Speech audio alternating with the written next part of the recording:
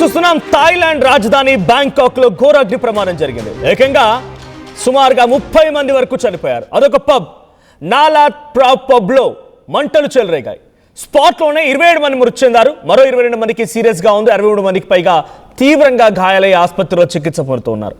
మృతుల సంఖ్య మరింతగా పెరిగే అవకాశం కూడా ఉంది. అరగంట పాటుగా శ్రమించి మంటల్ని ఆర్పేశారు ఫైర్ సిబ్బంది. సుమారుగా 27 మంది చనిపోయినట్టుగా ధృవీకరించారు ఆ దేశ ప్రధాని అనుతిన్ చార్ని విరాకుల్. దట్టమైనటువంటి పొగ వల్ల ఊపిరాడకే ఎక్కువ మంది మరణించినట్టు తెలుస్తోంది. ప్రమాదానికి కారణాలపైన దర్యాప్తు కొనసాగుతోంది. ఒకసారి బ్యాంకాక్ లో జరిగినటువంటి ఆ పబ్ లో ఎటువంటి సిచ్యువేషన్ ఉంది, ఆ స్పాట్ విజువల్ చూద్దాం.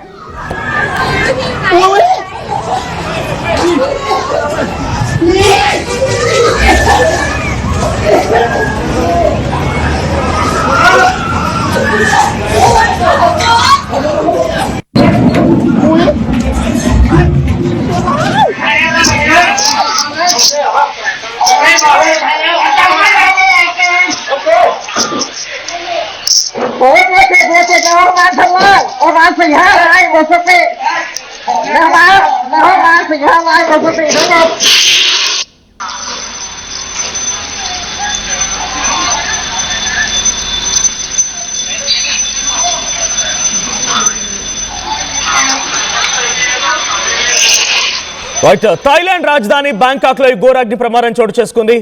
12th జూలై 13th జూలై అంటే అర్ధరాత్రి సమయంలో ఎగ్జాక్ట్ గా 12 గంటల 5 నిమిషాల సమయానికి 11 గంటల 57 నిమిషాల సమయానికి మొదలైనటువంటి ఈ అగ్ని ప్రమాదం బ్లాస్ట్ ఒక్కసారిగా 10 నిమిషాల పాటుగా దట్టమైనటువంటి పొగలు కమ్ముకుంటూ అగ్నికిలు లెగిసిపడ్డాయి. ఇది ఎగ్జాక్ట్ గా నాలాట్ ప్రావో అంటే ఇదొక పబ్ పేరు అక్కడ, నాలాట్ ప్రావ్ అనేది. సో చతుచాక్ జిల్లా బ్యాంకాక్ థాయిలాండ్ లో జరిగింది అగ్ని ప్రమాదం. సో అదొక పాపులర్ లైవ్ మ్యూజిక్ జరుగుతున్నటువంటి పబ్ అది. ఒక పెద్ద బిల్డింగ్, ఆ బిల్డింగ్ లో లైవ్ మ్యూజిక్ తో ఆ పబ్ నిర్వహణ జరుగుతోంది. అయితే ఆ సమయంలో ఒక్కసారిగా అక్కడ ఆ రెస్టారెంట్ మొత్తం కూడా దట్టమైనటువంటి పొగలు కమ్ముకొని అగ్ని ప్రమాదం కంటే ముందు ఏం జరిగిందట అంటే, ఆ లైవ్ మ్యూజిక్ జరుగుతున్నటువంటి డీజే దగ్గర నుంచి కొంత దూరంలో ఎలక్ట్రిక్ సర్క్యూట్ చిన్నగా పొగలు రావడం మొదలైంది. ఆ లైవ్ మ్యూజిక్ ప్లే చేస్తున్న వాళ్ళు, అక్కడ హమ్మింగ్ చేస్తున్న వారు, లేకుంటే పాటలు పాడుతున్న వారంతా కూడా ఆ చిన్న పొగని గమనించారు. అంతలోనే ఒక్కసారిగా ఆ హాల్ అంతా కరెంట్ పోయింది, పవర్ ఆఫ్ అయిపోయింది. పవర్ ఆఫ్ అయిపోయి వెంటనే ఒక్కసారిగా బ్లాస్ట్, ఒక పెద్ద ఎక్స్ప్లోజన్ తోని ఈ మంటలు చెలరేగాయి. అయితే ఇది ఎలక్ట్రిక్ షార్ట్ సర్క్యూట్ కారణంగానే జరిగిందా, ఇంకేదైనా కారణం అనేది ఎటు బినోన్ ఇంకా అధికారులు నిర్ధారించాల్సి ఉంది. బట్ 27 మంది చనిపోయారు అధికారికంగా. దాంట్లో 18 మంది మహిళలు ఉన్నారు, 9 మంది యువకులు ఉన్నారు. సో దీంట్లో పబ్కి వెళ్ళేటువంటి వయసు అని అంటే సుమారుగా 25 to 30 ఈ ఏజ్, 20 to 30 ఈ ఏజ్ గ్రూప్ వాళ్ళు మాత్రమే. మొత్తం అందరూ కూడా youngsters that weekend.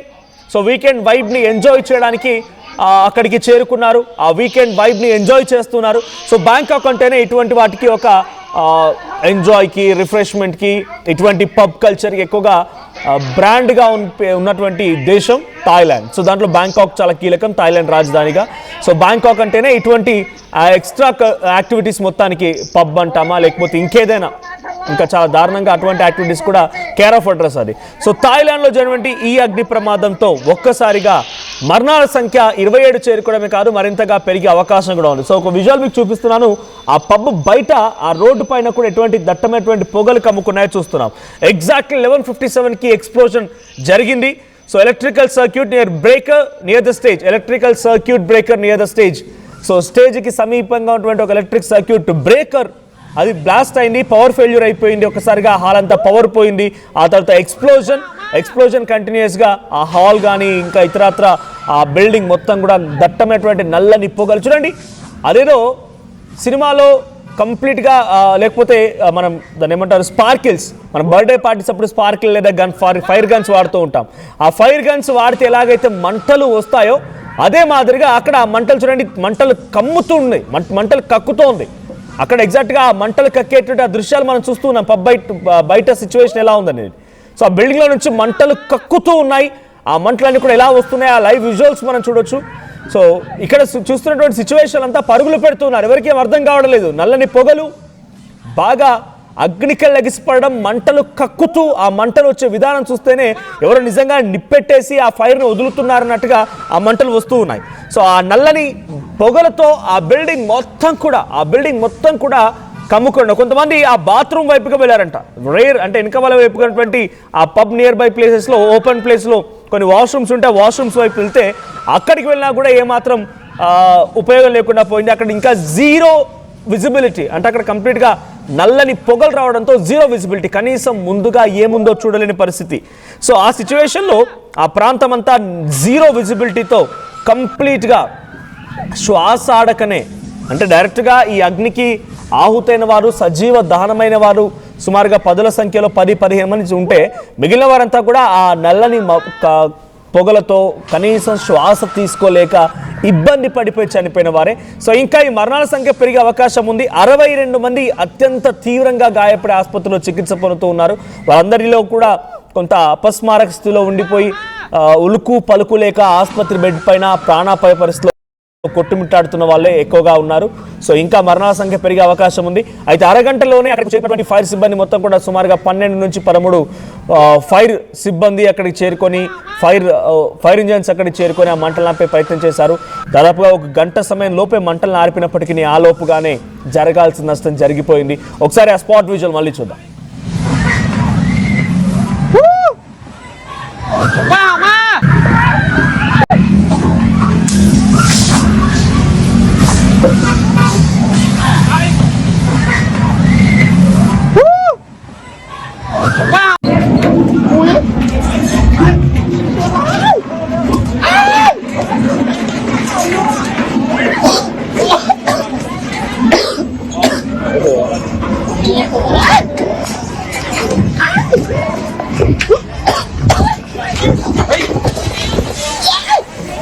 Right, so situation మరి ఎక్స్ట్రీమ్ గా మారిపోయింది. ఆ విజువల్స్ మనం చూడొచ్చు. దట్టమైనటువంటి పొగలు కమ్ముకొని అందరూ కూడా శ్వాస తీసుకోలేక దగ్గుతూ ఉన్నారు, శ్వాస తీసుకోలేక ఇబ్బంది పడిపోతున్నారు. ఏకంగా పబ్బు లోపలే కాదు, పబ్బు బయట కూడా అదే స్థాయిలో ఆ మంటలు కనబడుతూ ఉన్నాయి, ఆ దట్టమైన పొగలు కనబడుతున్నాయి. బయట నుంచి కూడా విజువల్స్ మీరు చూడొచ్చు. సో బయట ఒక ఫ్లైఓవర్ ఉంది, ఆ ఫ్లైఓవర్ కింద వారంతా కూడా నిల్చొనిపోయి శ్వాస తీసుకోలేక దగ్గుతూ అలా ఉంటున్న సమయంలో అక్కడికి హుటాహుటిన అంబులెన్సులు చేరుకొని వారందరినీ ఆసుపత్రి తరలించాయి. సో 12కు పైగా ఫైర్ ఇంజిన్లు అక్కడికి చేరుకుని మంటలు ఆర్పే ప్రయత్నం చేశాయి. సో ప్రధానమైనటువంటి కారణం ఆ స్టేజ్ దగ్గర ఉన్నటువంటి ఎలక్ట్రికల్ సర్క్యూట్ బ్రేకర్ ఒకసారిగా చిన్నగా పొగలు రావడం మొదలుపెట్టి ఆ పొగలు కాస్త ఒకసారిగా పవర్ ఆఫ్ అయిపోయింది. మేబీ అక్కడ ఉన్నటువంటి ఆ ఎలక్ట్రికల్ దాంట్లో ఆ వైర్ దగ్గర ఎలక్ట్రికల్ సర్క్యూట్ దగ్గర ఏదైనా చిన్న స్మాల్ ఫాల్ట్ వచ్చి ఉండాలి.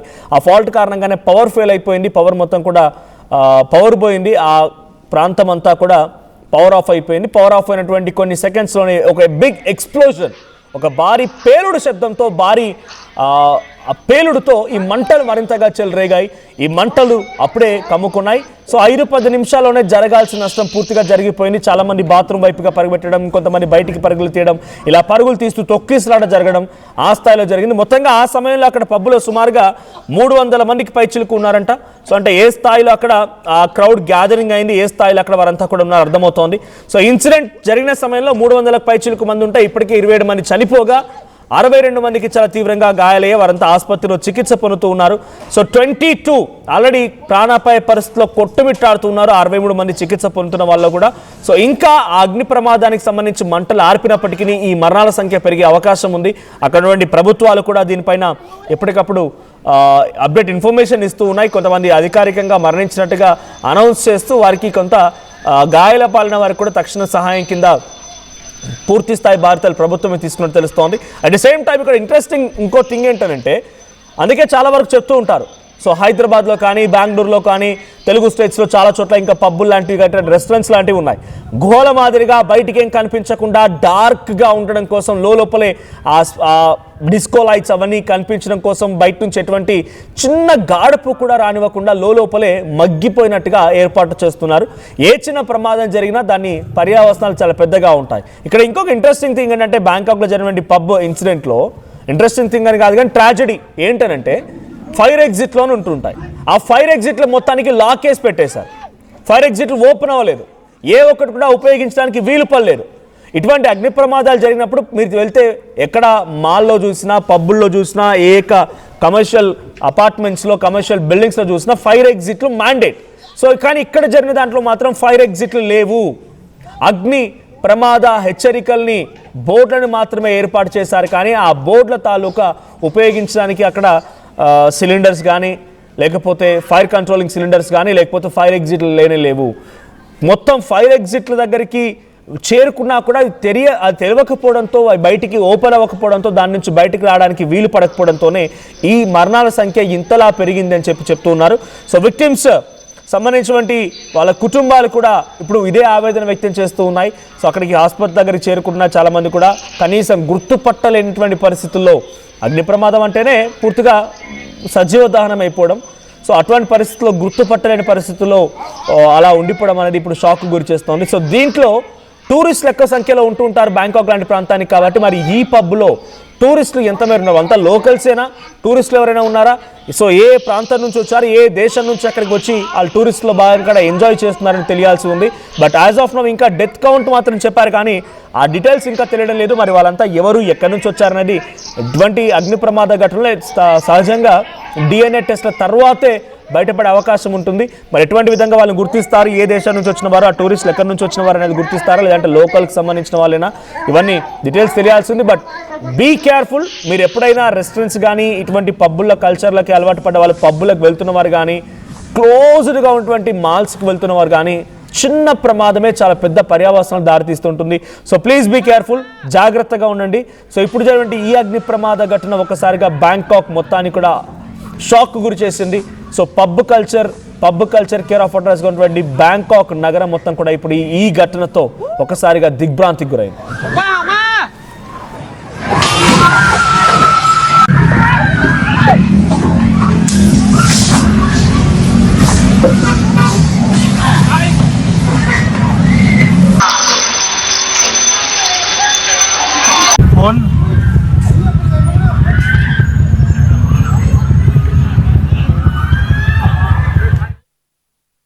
ప్రపంచంలో సరికొత్త ఫ్యాషన్ కిసాన్ ఫ్యాషన్ మాల్ ఇప్పుడు మన బీరంగూడలో. Pure in its form with grace made noble.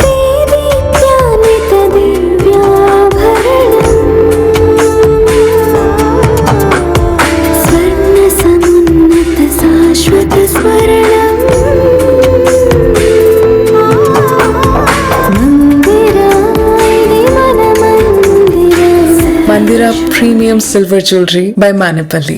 Enriching the learning experience with the leaders and resources of the world. KL Global Business School. Tournament కి ముందు పెయింట్ ఎలా చేస్తాం?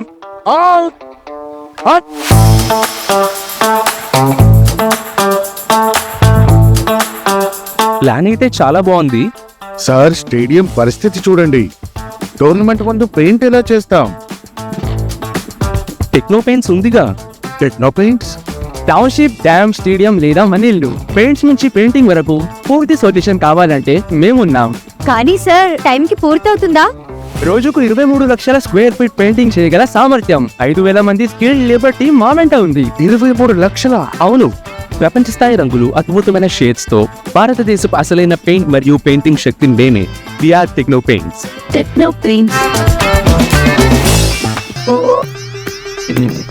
I'm Dheeraj, a doctor and a photographer. I'm in fine art. At Anurag University, be everyone you dream to be. తెలంగాణలో అతిపెద్ద family shopping mall మాంగళ్య shopping mall ఆర్సీపురంలో Ambedkar statue ఎదురుగా July 12న రాశి ఖన్నా చేతుల మీదుగా గ్రాండ్ ఓపెనింగ్. అదిరిపోయే ఇనాగరల్ ఆఫర్స్ అస్సలు miss అవ్వకండి. మాంగళ్య షాపింగ్ మాల్, తెలంగాణ, ఆంధ్రప్రదేశ్, కర్ణాటక. అందరికీ నమస్కారం, నేను మీ అనసూయ భారద్వాజ్. ఆషాఢ మాసం సందర్భంగా మన కాసం ఫ్యాషన్స్ ఏపీ అండ్ తెలంగాణలోని 24 స్టోర్స్ లో సరికొత్త ఆఫర్స్ తో మీ ముందుకు వస్తుంది. అంతేకాకుండా ఈ ఆషాఢ మాసంలో మన ప్రత్యేకత, కిలో చీరలు కొనండి, 1/2 కిలో చీరను ఉచితంగా పొందండి.